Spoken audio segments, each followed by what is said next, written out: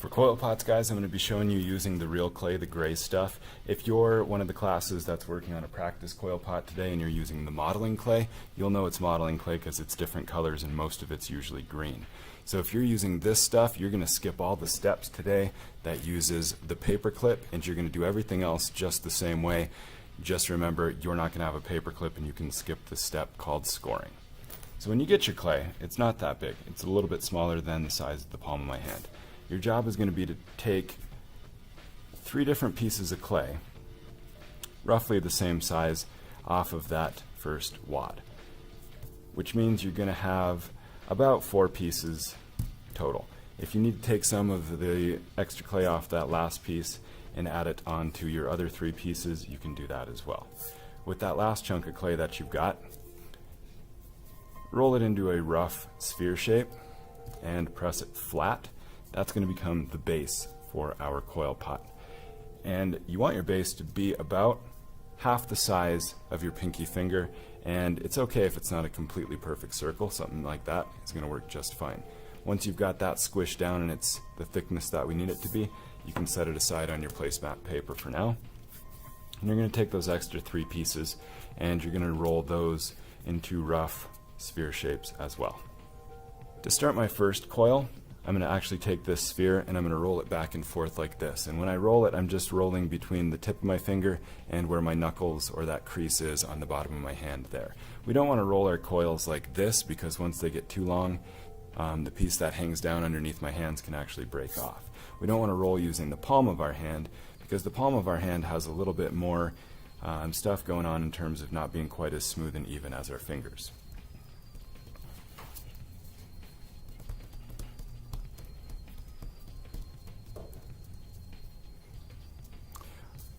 One thing kids do when they start to make coils is they roll them with uneven pressure, which is why it starts to turn into kind of an oval like that.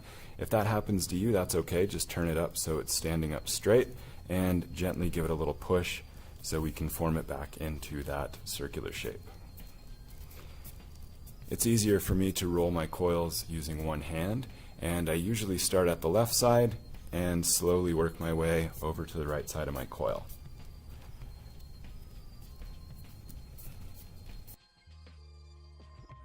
When you're done, your coil should resemble kind of a small snake, and you actually want your coil to be just a little bit smaller than your pinky fingernail. So something kind of like that would work just fine. So repeat that with these 2 pieces as well. You should have a base. You should have 3 long coils by the time you're done.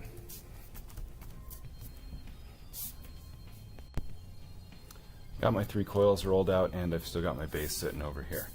Doesn't matter if your coils aren't the same length. That's not something we need to worry about right now, but with this next step, I'm just gently going to press my coils on top so they're a little bit more flat. That's going to help me when I start to stack these up onto my base in just a second.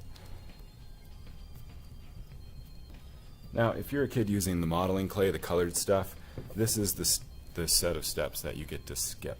If you're using the gray clay today and making your real pinch pot, this is the part where you need to pay really close attention. We're going to use this paper clip after we open it up, and we're going to start to score. Scoring is what we need to do whenever we join 2 pieces of clay together, and it's using that paper clip to make a nice rough texture in my clay on both pieces that are going to stick together to make sure that when I squish them down, they form nice and sturdy. Okay, once my coils are all scored, I'm going to start to stack them up around my base, one on top of the other, kind of like this. Gently start on one side, and one hand holds my coil up in the air up here, while my other hand gently pushes it down onto the base. Once you get to the part where you're going to have to start stacking the coils up, use one hand, hold it up in the air like that, and with your other hand, score it again. So before I add these last 2 coils on top, I'm going to gently push down, and I'm going to score this whole coil that I have sitting on top right now. So it makes my job a little bit easier when I add that second coil onto it. When you go to start putting your second and third coils on, make sure where one coil stopped, you're going to start your next coil at that same place.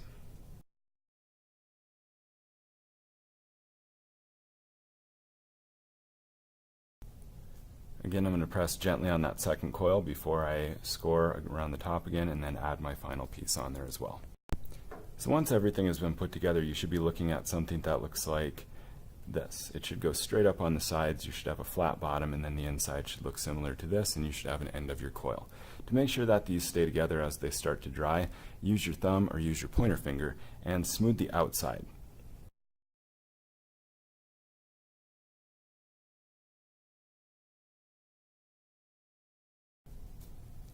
Last step, take your pointer finger and carefully smooth around the bottom of the inside of the base so all those score marks disappear. If you also need to smooth out some of the top where those coils ended, you can do that as well.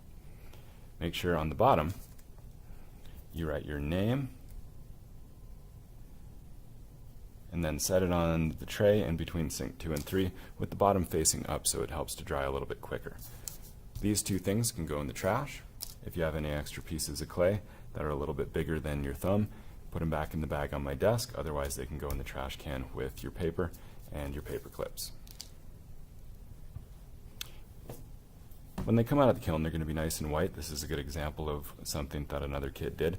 But we've got the base here on the bottom, and the coils went up and a little bit on the outside, but that's okay. And they smoothed it in all the way around so that as it went through the firing in the kiln, everything stayed together. This is a great example of what your pots can look like when you're done with them. Today I'm going to show you guys how to finish up the glazing part of your coil pots that we made last week. All you need at your table, once you grab your apron, is a water container that we're going to share. Remember, you need about 2 fingers of water at the bottom, your own paper towel, a paintbrush, and a placemat paper, and obviously your project. We'll be sharing the colors of glaze. We've got orange and we've got green. The green's a little bit chunky because it's called a crystal glaze, and those chunks in there will actually melt when they go into the kiln. It's really important to remember not to glaze the bottom. If you end up glazing the bottom, I'm not going to put it in the kiln for you because it's actually going to end up sticking to the kiln shelf and we won't be able to get it back off. But you can choose how to glaze the outside, the inside, however you'd like using these 2 colors. But remember, you need 2 coats. So brush on one color, let it dry, wash out your brush, brush on the second color, let it dry, wash out your brush, and then go back and repeat one more time.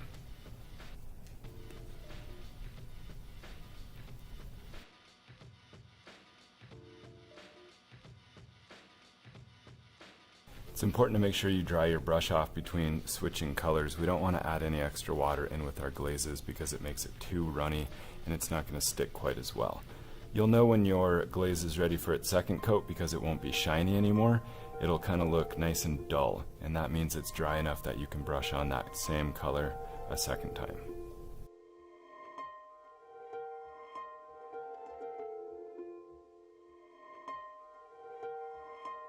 You're probably going to want to let this dry at your table for a minute before you carry it back over to the green tray in between sink 3 and 2. In the meantime, you can give that brush one good last wash, dry it off, put your paper towel in the trash can, and you can put your brush back in the bin where you got it from. Once this whole thing is dry, carefully carry it over to the tray and set it just like it is right now on top of that green tray so I can fire it for you once they've all dried out tonight. For cleanup, the last person to use the glaze plate at your table can put that in the trash. Dump the water container, stack them by sink number 2 where you got them from. Brushes go back in the bin, bristles facing up. Paper towel in the trash, and your placemat paper can go in the trash as well.